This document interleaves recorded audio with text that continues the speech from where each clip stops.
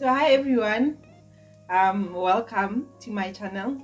Today I have a very interesting guest, a personal fave, and we will be talking all things emotional scars. So yeah, let me allow my guest to introduce himself. Hi guys, I'm the special guest today. So I'll be Why that joining accent? it's my accent. I'll be joining Matapelo in her favorite topic, emotions, all things emotions. Okay, so maybe perhaps we get into the video. Let me ask you something. Do you believe that we all have emotional scars? From my side, I do think we all have emotional scars. You know, I don't think people know what are emotional scars, but I can tell that we all have those flashbacks of events that happened that we are not proud of. You know, whether you were maybe young, but we have certain events in our life that made us who we are today, and those events are not events that are favorable to us. It's not something that you would like to share with everyone, but it's something that every time you think about it, it just brings this pain that is maybe sleeping somewhere in your emotions, you know. Yeah, and I like the fact that you mentioned flashbacks, because emotional scars, sometimes your emotional scars are not caused by you. An emotional scar, sometimes it can be a positive one, and sometimes you can get a scar from a very positive incident, but sometimes you can get a scar from a very traumatic experience. So now that we spoke about traumatic experience, so maybe let me start with defining what an emotional scar is based on what I've read so far. So an emotional scar, it's a traumatic experience that you went through, or that we went through, or as a person or as an individual you went through. It can be from childhood, it can be as you were as you in your adulthood. It can really happen at any time, and if it's not, so it becomes a scar if it's not dealt with fully or appropriately. So there's a difference between a scar and a wound. So today we are not talking about emotional wounds, but we are talking about emotional scars. So one thing to remember is that you cannot have a scar before you have a wound. So a prerequisite of a scar is a wound. You need to hurt first, and there needs to be pain, and as you heal from that pain, from that wound, and then it becomes a scar.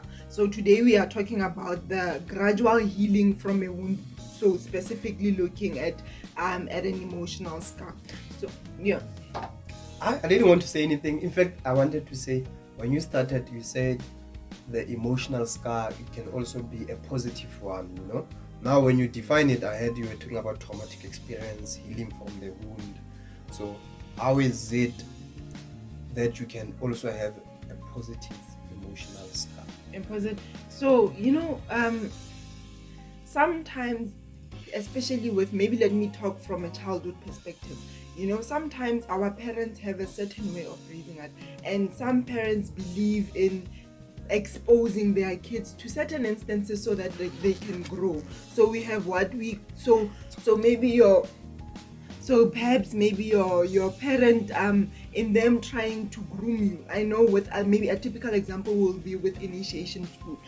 Parents who normally take their kids to initiation school, the purpose is for them to learn manhood, if that is how they define it. So the intention behind parents taking kids to initiation school is for them to learn manhood, but there are certain things that happen that can traumatize you. So the intention was good, hence I'm saying that sometimes a scar can be as a result of a positive event, but to you it was not that positive, and as a result it traumatized you, and it resulted in you having a scar from that incident. Perfect. Yeah. So let me just, because I spoke about an emotional wound and an emotional scar, let me just give a brief distinction between the two. Like I said, a wound is very fragile compared to a scar. With a wound, there's still pain, right? And there's hurt. It hurts a lot at that time because it's still bleeding. Whereas with a scar, you are gradually moving from a wound to a scar. So it is fragile, but not as fragile as a wound. And also it is healing, but it has not fully healed. So the key thing is to note that with a scar, some scars have healed completely, but some scars have not healed as such. And that's why we often neglect scars, because you think that you have went through it, therefore you think it has healed. And sometimes it might not stop bleeding, but it does not mean it has healed. So that's why a lot of people often ignore their emotional scars. Oh, just because I went through it, I'm fine now. I cried, so I'm fine now. Only to realize that it is only when you dig deeper into it that you realize that actually I thought I was okay, but I'm not okay. And I think the other conception that we have is that time heals all wounds and scars. And it's not true. It only heals if you confront it and go through it. If you are just going to let it like that and think that you have healed, it is going to resurface in different instances. The reason why I called you here is that I want people think that we don't all have scars.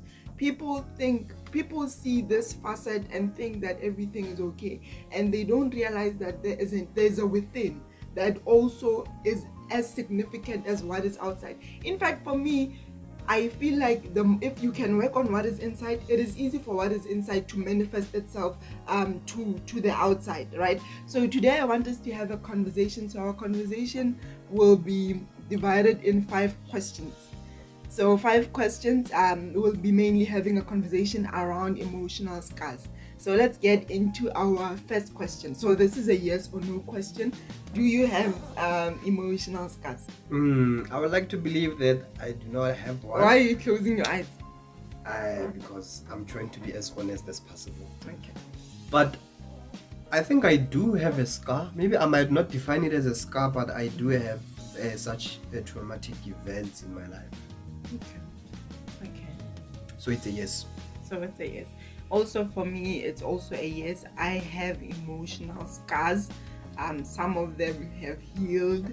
Some of them I'm dealing with them now. They are healing, but I do have emotional scars. So the second question is, what are your top 3 traumatic experiences that you went through that you feel as though have scarred you emotionally? So I'll allow you to start. So one of my scars when I was growing up is that, and it still remains a scar, maybe I'm not aware, is that for me, like many kids, I was not raised by my parents. I was raised by my granny, for a very long time. So my granny, when I say I miss home, I actually miss my granny. My parents were there, obviously, but I don't have the same bond with them as I have with my granny. My granny, she's my everything, and I like to believe that she knows the type of person I am compared to my parents. So I can see with my siblings, they have so much bond with their parents. My younger brother, my younger sister, there's so much connection between them and my parents, of which with me I would have liked to have the same type of connection with them, but I do not have it. So as a result, I never kind of miss them. Yes, I remember them sometimes, but to say I really miss my parents, that's too deep for me. I only miss my granny. So I would have liked as a child to have been raised by both parents, because they are there, they exist, and have the same bond that my young siblings have with the parents. So with me, this is rather a very deep one. I haven't really shared it with anyone except you and some few friends, very close friends. So what happened was when I was doing grade 5, so from grade 1 to grade 5, Kukasi, you are taught English and Afrikaans in Setswana or whatever language, or Sepedi. So you are taught Afrikaans in Sepedi. So which was mainly, it was not as intense as it was when I migrated now from. So at home we relocated from where we were staying in El Mafias in grade 5. So we then moved to a different location and we had to change schools. So for grade 6 and grade 7, I went to a multiracial school. So the multiracial school was an Afrikaner school, if I can put it like that. So we did Afrikaans. So English, we only did it as a first additional language, but everything else we did was in Afrikaans. So now, can you imagine a learner or a child who was used to being taught English and Afrikaans ka Setswana now have to communicate in Afrikaans. Do Veskende, do Natir Wetenskap, and all of those things were new to me. Yeah, so the teachers were very welcoming. I think that is one of the things that I will always be grateful for. So I remember there was this one teacher who was teaching us Natir Wetenskap. So what she would do is to always translate whatever it is that we were doing in English. So because everything was in Afrikaans, she would just translate it in English so that I can understand what they were doing, because I was doing badly. I was just failing. In fact, for me, getting 5 out of 20 was a lot. I was just failing. At least you got 5. I got 0. So in grade 6, what happened was we had to stand in front of the other learners and justify why we should be elected as a prefect. So now my speech had to be in Afrikaans, and remember, I was still trying to find my feet with this Afrikaans and whatnot. So I remember when I was doing my speech, I remember just having a blackout. Like, I just froze. I started so well actually, and then from there I think I just forgot everything and I just froze. I stood there, I think, for a good minute, and then after that, and then my senses came back to me, and then I finished off, and then from there my public speaking skills whenever this, in fact, the thought of standing in front of everyone and speak was devastating for me, because each time I thought about it, I thought about that experience, and it was not a nice one. I can't even remember if the learners laughed or anything like that, but what I remember is I was not chosen as a prefect, and I was the only one in class who was not chosen as a prefect. So how many prefects did you have? I mean, like, at our school we will have prefects will be maybe 10 or 15 students, or 20, 10 girls, 10 boys, but it would be a minimum of maybe 20. Yeah. So if the whole class was chosen, how many were you in the class? That's the thing about multiracial schools. You are like 15 in class, 15, 20 max. So the maximum is 20. So even with us, I think we were like 18 or 16 or something like that. And the only person who was not chosen was me.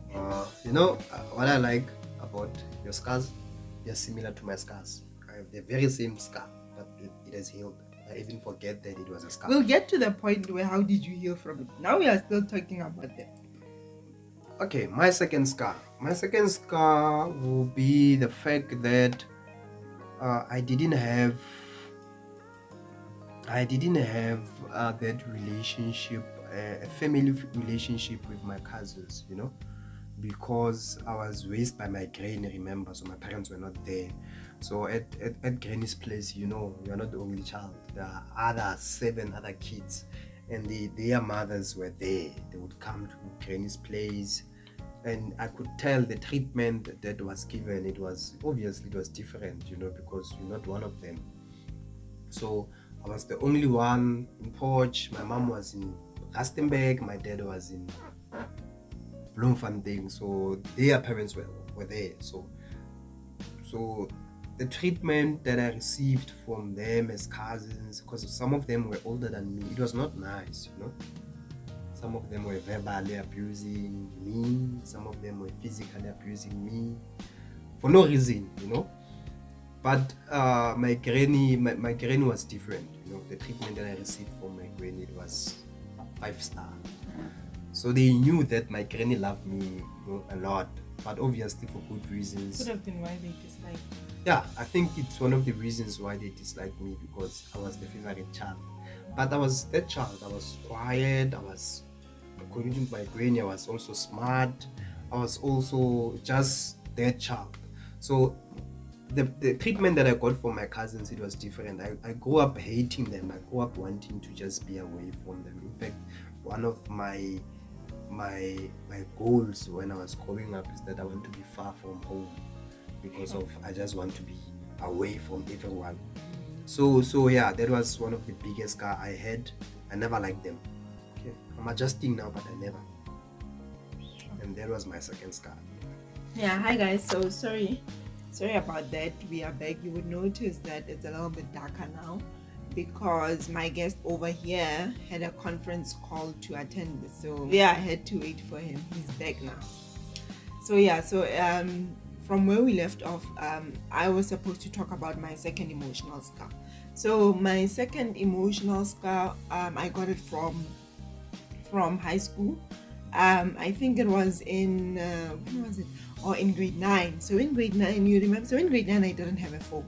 So Yeah. it was that time of the Mixi. Yeah, I think it was still that time of the Mixi. And what we would do, we would normally have our group chat on a piece of paper. So I was in a group of friends and it was 7 of us. So we would normally have a group chat as the teacher was teaching, and then we'd just circulate the paper amongst ourselves. And mind you, in I think I started have bad, not bad, but um I started have I started to have acne in grade 7, and then it just became aggressive and aggressive, and then in grade 8 and 9 it was at its peak. So I had really really bad acne. My skin is healing now, but I had really aggressive acne. So what happened was, in this particular day, one of my friends initiated that we have a group chat, right? I didn't have a problem with it. And then so she started the conversation, and then she was like, on that piece of paper, Matapela, why are you so ugly, right? And she insisted that I should be the last one to read the paper. So it Yeah. circulated amongst all my other friends, and then I was the last one. So when the next person read the paper, they would laugh, and I just couldn't wait to also laugh, because I wanted to see what was in the paper, and everyone else was just laughing and laughing and laughing. And when I got to see the paper, I realized that actually the joke was on me, Yeah. and she didn't have acne at that time. So yeah, I saw what she wrote on the paper, and I didn't understand how someone can be so I just responded and said, maybe you should ask the person who created me why I am so ugly. And then it became even a bigger joke. So everyone just started laughing, and yeah, that's how I got my second scar. I think for me, for the longest time, I believed that I wanted to get rid of this acne, sorry. So I've always wanted to get rid of this acne, because to me, I felt like I wasn't beautiful enough, because everyone else didn't have an acne. So I thought that because I have acne, I was ugly and so forth. So yeah, that was my second emotional scar. No, man. Let me tell you, those then are not your friends. Yeah, They were high school mates. I know better now, but yeah, and I forgave her. That's good. That time, like at during break, we were friends again. So, but I know better now. So yeah. So what is your third emotional scar? My last emotional scar back in high school, like I told you about my second emotional scar, which was caused by my cousins. Yeah. So even this one, it was caused by my cousins. I was in high school. Then one day when I was sleeping, I think it was weekend, because my cousins were older than me. They used to go out on weekends, and obviously when they go out, they will come back around 3-4 o'clock from the clubs and everything. So when they came back, I think the other cousins didn't go out. We had a lady who was our cousin who passed away. May her soul rest in peace. So at that time she was around. She didn't go out, so her brothers went out. So I was sleeping alone in my bedroom. I think around 3 o'clock, the cousin came back and they were knocking. At Granny's place, my granny will never open for you if you go out. In fact, she will tell you, what's one thing? So my cousin will be, the go-to person to open, either me or the other cousins. That day, I was just dead asleep. So this cousin, what she did is that because my room was one of the rooms that they were in the front, So I think they were knocking in that window, and I couldn't hear anything, or they were knocking on the other window, I think. So my cousin wanted to see them if they're still knocking. So she went in my room while I was sleeping, and she was trying to sneak. So obviously it's dark and I'm sleeping, so I could hear, man, I feel that there's something. Then I just opened my eyes. Guys, just imagine this thing. You are sleeping, and when you open your eyes, you just see something just walking straight to you. I've never been that scared. It's dark. And it's dark, so I'm thinking it's a ghost or something. So this dark thing is just, sneaking towards me. What's this? So I quickly jump out of the bed only to realize that it was my cousin. I was so afraid, you know. In fact, I didn't even understand. I wanted to ask her, why are you sneaking in my room in the first place? So, it was just another joke for them. So ever since that moment, sometimes when I sleep, I sometimes have these dreams where someone is just sneaking and they want to just, squeeze my neck and go like, ah. So I would have these memories every time of someone just coming and trying to suffocate me in my sleep. So I would just wake up. So one time when I got to varsity, I went to this other boot camp for first years, and we were sleeping in a room whereby I think there were more than 10 guys there, 10 of us. Obviously, it was the boys. Then I had this dream. I saw this person just walking in my dream. I didn't even think I was dreaming. I think it was real. But what was amazing about that day is that I was not afraid of the person who was trying to suffocate me. In fact, I wanted to confront that person to say, why are you doing this? So instead of the person suffocating me, I chased this person away. So me chasing this person away, can they only to find out I'm sleepwalking? Not even sleepwalking, I'm actually running. So that person was running and I was running after him. By the time I opened my eyes, I was at the door. And everyone in that room, they just woke up. That's all, Baba, why are you running and all these things? And I couldn't even explain to anyone what just happened. So I went back to sleep, but that was the last time I had this dream. So yeah, it was a very traumatic experience. I don't wish it upon anyone. So please think about the things you do. Don't, when people are sleeping, don't try to do funny things and try to scare them off. Sometimes this can be a very horrific experience for someone. So yeah, that's my worst scar.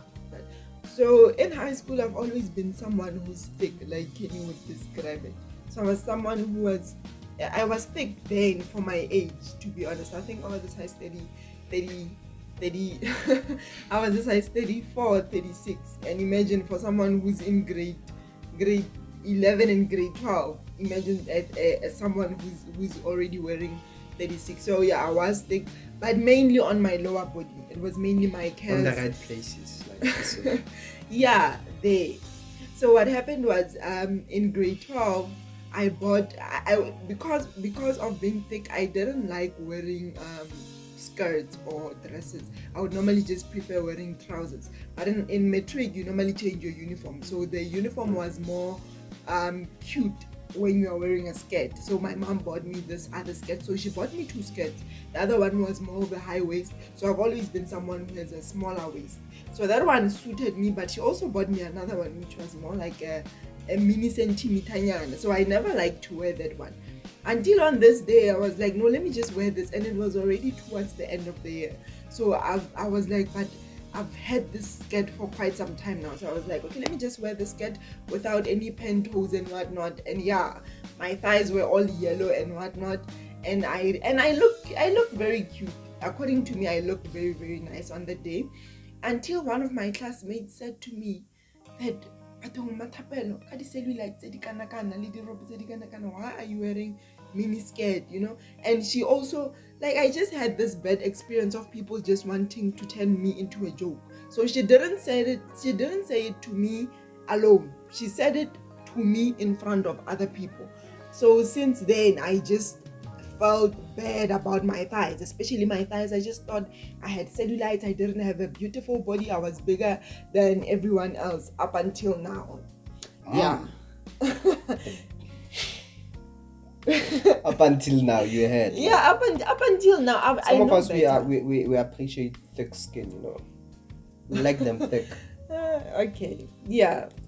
And then, so those were our top 3 emotional scars. So yeah, so the next question is, how are you dealing with your emotional scars? So you don't have to go to one by one, but when you look back, how did you deal with them, or how are you dealing with them now?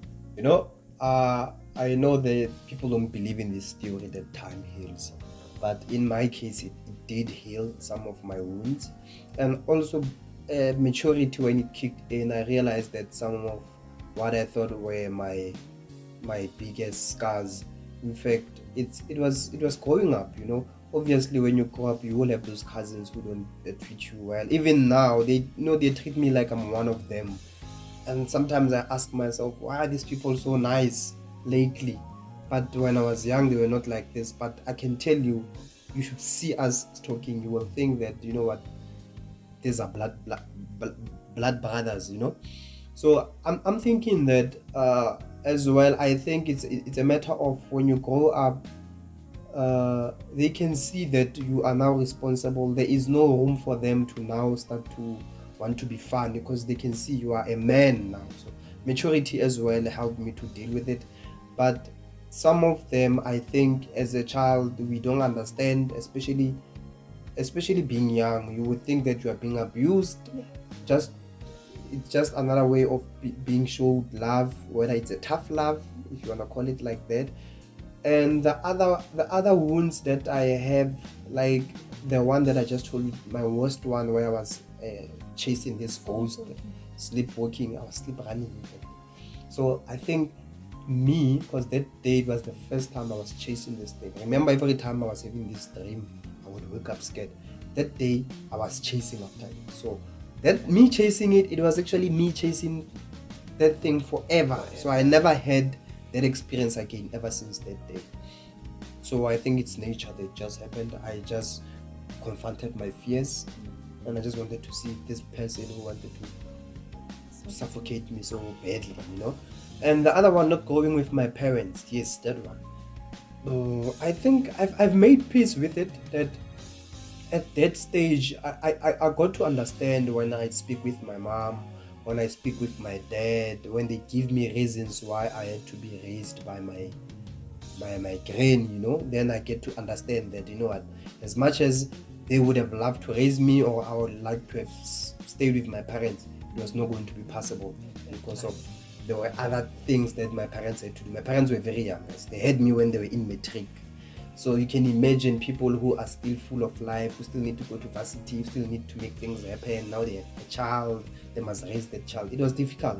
So with my cousins, sorry about that, with my siblings, they came at a point whereby my parents are working, everything is fine. They can actually take care of them themselves. So yeah, the circumstances were different from that. So I tend to understand that. But I can tell you that that part, it's missing in my childhood. Having a bond with parents, it's just missing. I'm trying to catch up with my dad lately, but it's not the same, because he doesn't understand me, and he doesn't know when I'm angry and when I'm not angry. So yeah, but yeah, I am trying to do a serious catch up, and yeah, it's working. You can say we are getting there. Yeah. And so as you are talking, I was reminded of what Kevin Hart was saying. Remember that documentary that we were watching, and he said that love can always be there, but you can't force a bond. The love and the bond cannot always coexist. With a love, it's natural. If I'm your parent or you are my child, it happens naturally.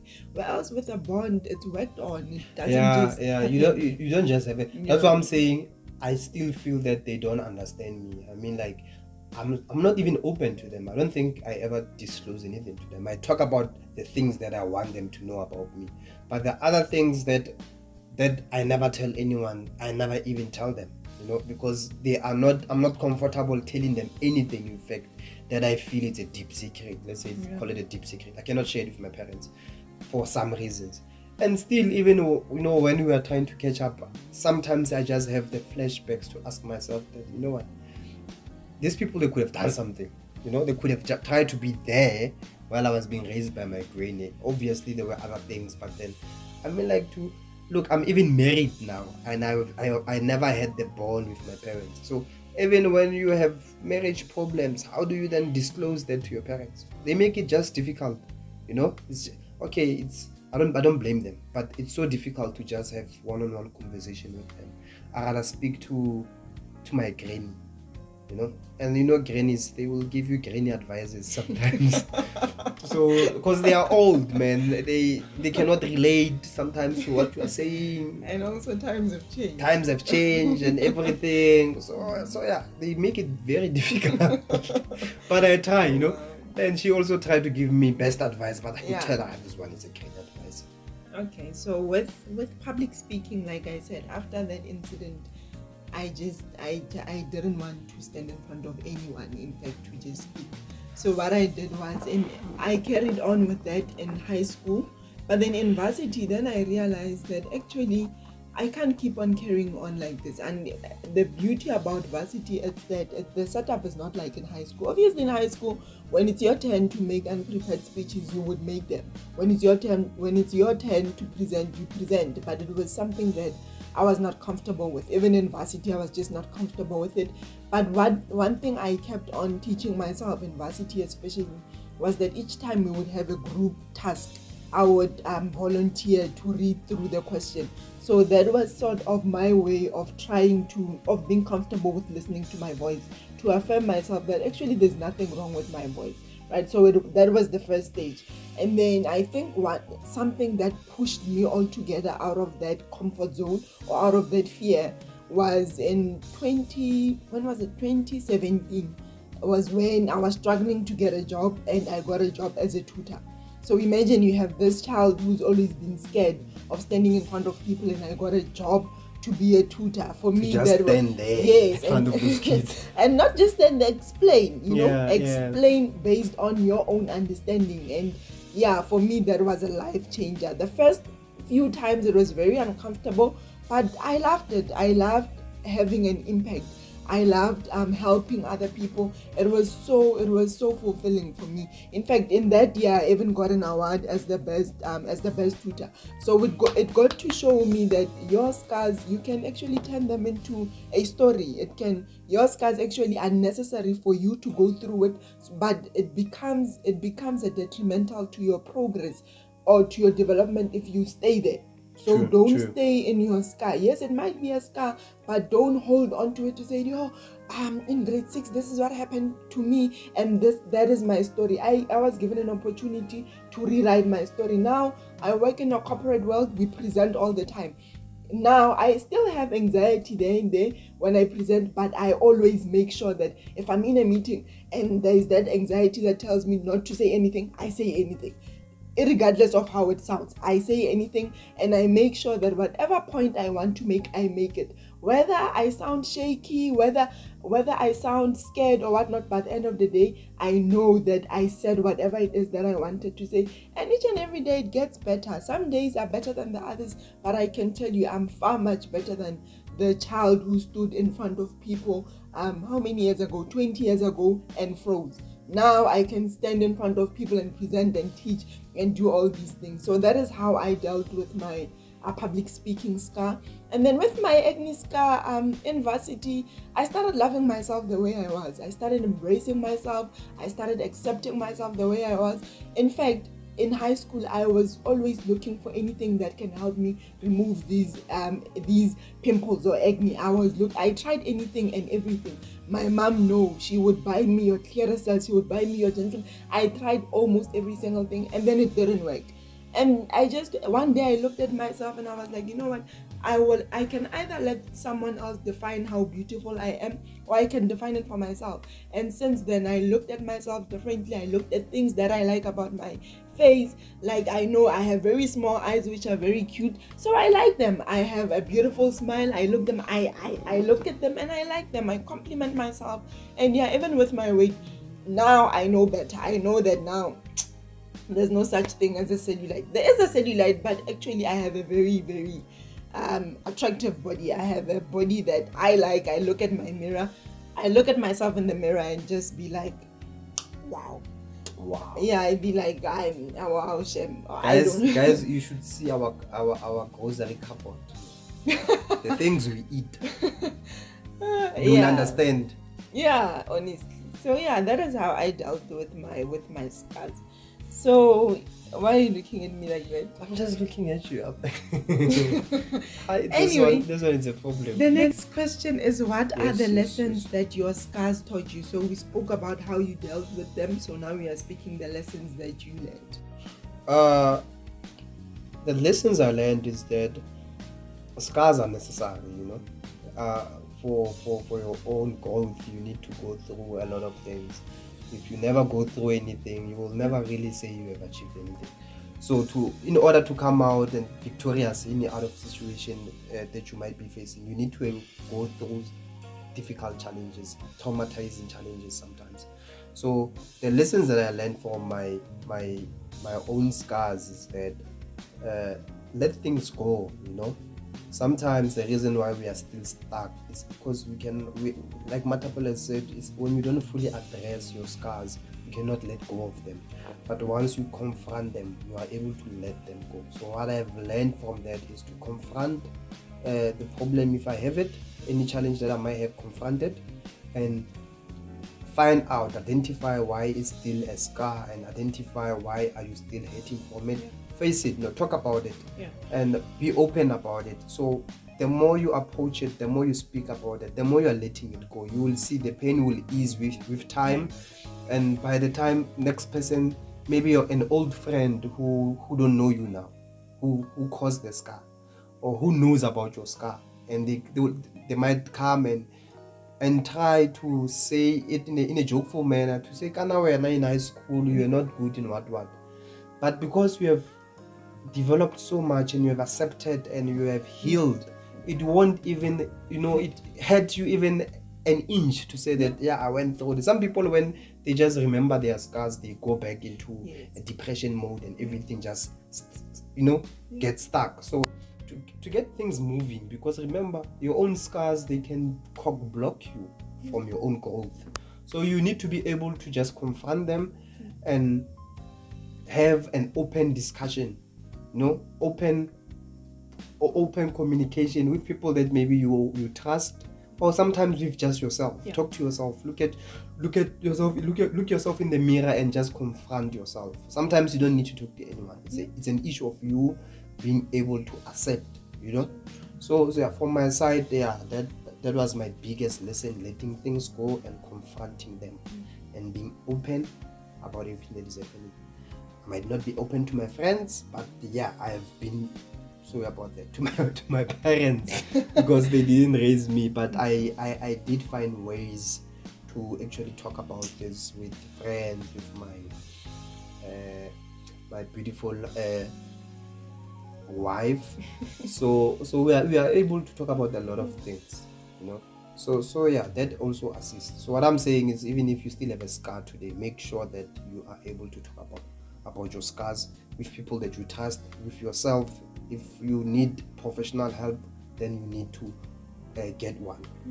Anything that will assist you in making sure that you heal. I'm not saying you must forget, we're saying you must heal. You must be able to talk about your scars and not feel the same pain. That's what we mean. So just in addition to what Kenneth said, I think you mentioned quite very important points. But just in addition to what you said, I think what my scars taught me is that just be kind. Be kind to the next person. Don't say things to the next person that you don't want other people to say to you. Some of my scars could have been caused by me and my own self-esteem issues, but some of them were caused by other people and what other people said to me. So imagine if we live in a time whereby we are just kind. You don't say to the next person what you don't want the next person to say unto you. I think the world would be such a better place to live in. And also, in addition to that, a scar is necessary for your own story. As human beings, we all have our own stories. Kenneth's story differs from mine, but I also have my story, and it is from those scars that I thought were very traumatizing at that point that now I look at them and be like, wow, some of the things that I learned through those scars I wouldn't have learned otherwise. So those scars are necessary for your growth, are necessary for your development, are necessary for you to become the next person or the better version of yourself. But also lastly, your scar don't have to define you. There is so much potential in us, but sometimes we limit ourselves because of what we went through. Oh, because I had this traumatic experience in grade 6, I stood in front of people and I froze. Therefore, what if I'm not meant to speak in front of people? There's no such thing. I learned in my varsity years that actually that scar is not supposed to define me. Yes, it is supposed to give me a story that I can run with, that people can relate to, but it does not mean that that is where my journey ends. And a lot of people are there whereby they are stuck in their scar. The biggest limitation is when you stay there. You go through it and you stay there. You make it your story now. You wear your scar and everyone else can see it, and you don't break through. So there's a scar and then you need to break through it so that when you look back, someone can look at your scar and relate and be like, oh, if Matapela can go through it, then why can't I? Matapela went through it, then I also will get through it. Yeah, so those are some of the lessons that I learned. And yeah, so moving on to question number 5, which is our last question. I think so the last question is, what advice would you give to someone who is struggling to heal from the wounds that you, Kenneth, have managed to turn into a scar? Remember, we said there's a wound phase and then there's a scar phase. What you and I were talking about were scars and not the wound phase. So what advice would you give to someone who's going through or went through some of the things that you went through, but is still at the wound phase? We have power in speaking, about issues. Just speaking. If you are going through anything right now, try to speak about it. You will see what I'm talking about. The power of just opening your mouth and speak about your problems. And sometimes I am not saying when your friends speak about their problems, you also speak about your problems. No. When you speak about your problems, you expect the next person to listen to you, to give you the attention, So let's do that. When you have problems, let's listen to the next person, maybe who's telling their problems to us, although we have our own problems. But if it's your turn to speak, if you want to speak, make sure that you find someone who's a good listener, who can actually listen to what you want to say. Because one thing about people who are hurting, when they speak, they just want to go, full blast. So you need someone who can give you the attention to just listen to you. And you are actually, so sorry to disturb you, so you are actually saying something very profound. I don't remember who I was listening to, but she was basically saying that sometimes you don't have to offer people advices. Sometimes when people talk to you, they don't want solutions. Sometimes people just need an ear. Someone who can just listen to them without telling them that do this, do that, fix this, fix that. Sometimes people know how to fix it, but at that moment they just need someone who can just lend them an ear. Yeah, so that one from my side, communication, speaking, speaking does things, guys. Just try and practice it. I know most of us, we will close the door and shut the world out, but open your heart and start speaking. You will see what I'm talking about. So I'm gonna take the same and ask Matapelo.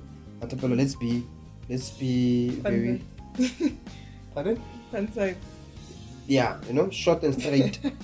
Bullet straight to the head. I know you, but you didn't have to. Okay. What is your advice would you give to a person who's going through a lot and they are trying to heal, or they are trying to to turn that wound into a scar so that they can move on? What will be your advice to them? So number 1, forgive people. Like I said, some of the scars are caused by people, but sometimes when people say hurtful things to you, sometimes the intention is not to hurt. Sometimes people say it, maybe they think it's a joke. Sometimes people don't think about the recipient. It's easy for them to say things and not think about you, because that's how people are. So forgive without receiving an apology, because if you're going to wait to receive an apology from someone, they might not even come back to you and say I'm sorry. Number 2, just because you are going through it at that time, it doesn't mean you can't grow through it. I grew through some of the things that I went that I went through. And yeah, sometimes you need to grow through it. You need to go through it so that you can grow, so that the person inside of you, the potential inside of you, can manifest itself through that scar. The third one is be very much aware of the people you surround yourself with. With me, I had friends who were very ignorant of other people's feelings, and as a result they said hurtful things to me. I might have said hurtful things to them, but the bottom line is don't hang around people who say hurtful things to you. Don't hang around people who don't build you. The moment you realize that the most of the things that you exchange is just to bring each other down, it's just to say negative things about each other, rather not have friends at all than have friends that are going to scar you. And then the last one is don't ever allow someone else's perception to be your reality. I think that is what I did. I let how someone else see me change the way that I saw myself. I saw myself as this girl who had acne, and as a result I was ugly. I saw myself as someone who was fat because someone else said that I had cellulite. So don't ever do that. Don't allow what someone else say to you become your own reality. As you are, the way that you see yourself, you are enough. Trust in what you see when you look in the mirror. Trust in the things that you see and say to yourself. You don't need someone else to validate you. Yeah, so those are my lessons learned, and it's okay to hurt. I think that is also what I want to say. It's okay to hurt. It's okay to have wounds. It's okay to cry as much as you can, but don't stay there for too long, because it can end up being your place of residence. So yeah, Kenneth, thank you so much for joining me. It was a very deep conversation. Did you enjoy it? Because I know in the first sessions you were just making jokes, and I could tell that. No, I wasn't really making jokes. I think, as a person, you haven't fully understood the type of person I am. So I wasn't really making jokes. That's how I am. But I did enjoy the session. You did. I did a lot.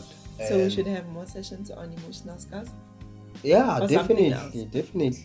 Even if it's not emotional scars, but anything related to you understanding yourself, the self-being, just having the conversation and reflecting on the things that you went through. And not only that, we can talk about a lot when coming to self-development and just understanding yourself as a person. So yeah, from my side, I enjoyed.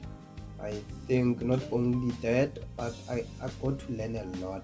Sometimes I don't think about these things, but today I got the opportunity to just think about what happened, how did I come out of it, and how did I actually heal? Because sometimes I heal without, without really thinking about it, that I'm going through this thing and this process is going to make me forget about my wounds or my scars. But then I think it's important to have such conversations. From my side, I really had a constructive conversation. Thanks for the invite. No, you're welcome. So yeah, guys, that's it from us until we meet again the next time. Don't forget to like, comment. Let's have a conversation in the comment section below. So yeah, let's talk about your own scars. You don't even have to talk to them. You don't even have to disclose them to us. Just have a piece of paper, talk about them when you're alone, pray about them. And yeah, I trust that you heal from them just like we have healed from ours. And yeah, don't forget to subscribe, comment, and like. Until we meet again, bye.